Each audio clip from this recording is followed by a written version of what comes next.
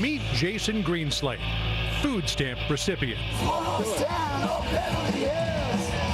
Another day in the life of Jason, living at rat life. And what exactly is the rat life? Well, your typical day, are you like a early morning guy, get out and get some waves, or you No. sort of later in the afternoon? Yeah, later in the afternoon kind of guy. Wake up, go down the beach, meet up with my friends, skate it up, hit on some chicks, want a beer? Start drinking. This is every guy my daughter has ever dated. But anyway, it's bad news, though, for this guy, because Republicans at least want to cut off his food stamps. But with more than 46 million Americans now getting close to 48 million, time to clash. Do all of those folks need him? Let's ask right now. Imogen, Lloyd, Weber, and we got Rab Basso here as well. Imogen, you argue that a guy like that is the exception to the rule. Why? Absolutely, I do. I mean, at the moment, massive Did inequality. you ever date guys like that? Absolutely. That's why I was still stuck It's on it. amazing, right? It's a bit tough. It reminds me of too many ex-boyfriends. Right. Imagine being the girl's father. It's and this is what they bring home. But go ahead.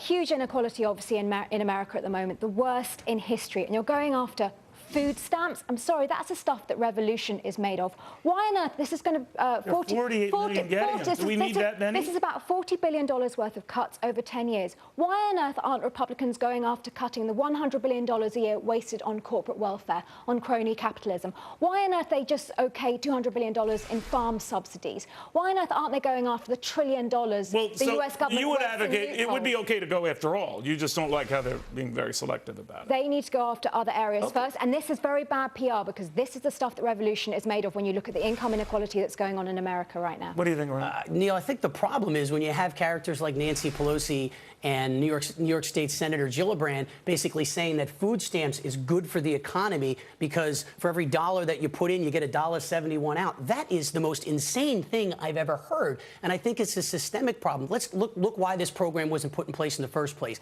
Meat, cheese, dairy, all the basic sustenance in life. If you can go out and buy soda and all these things that are really off the mark when it comes to this, I mean, people are abusing the system, and I don't think that it's just one person. I think probably it's a large percentage, and there's no way to track. Well, this here's fraud. what I have trouble understanding. I'm sorry. 48 million, right? Here's the How thing. many do you think genuinely need it? Here, I don't have an answer to that, but here's what I do have an answer to do. If you get people back to work, we'll have less people on food stamps. We've doubled the amount of people on food stamps since the beginning of the Obama administration. Doubled, because people don't have jobs. If they can fend for themselves, they won't need to be on programs. And I'm not a heartless guy. But you'd have to admit the Republican approach is idiotic in this respect, that the only way to get food stamps is to be working 10 or 20 hours a week. Kind of hard to do. It's like the chicken. That's true. And if you look at the type of the individual that are unemployed, you know, there's minorities, there's certain types of individuals that are already put in a hard place to begin with. So this entire program needs to be revamped. It's Understood. But see, this is where I get back, guys, and I didn't mean to interrupt that point, but this 48 million, I mean, that's a lot of people. Now, we all, I think, of all political stripes, want to make sure those who are genuinely hurting are fed. We don't want anyone going to bed starving in this country, but you can't tell me that 48 million would be in that plight. Haven't you looked at income inequality figures? 48 million? It's scary, the income inequality that is going on. Income inequality is a long way from saying starving masses. And this is going to hit 6 million low-income people. I think that certainly PR-wise as well, the Republicans are better served going after crony capitalism and trying to sort that out. You didn't answer my question. $100 billion Do you think there are wasted. 48 million people in this country Yes, seriously at risk? Struggling. Yes, I do. I didn't ask starving. I absolutely starving. believe. I said starving. Struggling to put food on the table. And that's one of the reasons why obesity is such a problem. So 48 million is a fair number. You don't think it's anywhere close? I find that incredibly hard to believe, and I don't think it's a heartless comment to say so. I think the reality is, again, the program was made for people that were starving, not struggling. There's a difference. All right, guys, I don't know where this goes, but for now, PR-wise, I would agree with you, Imogen, that it's not helping Republicans at this point. Whether you agree or disagree with that, they're not winning that battle.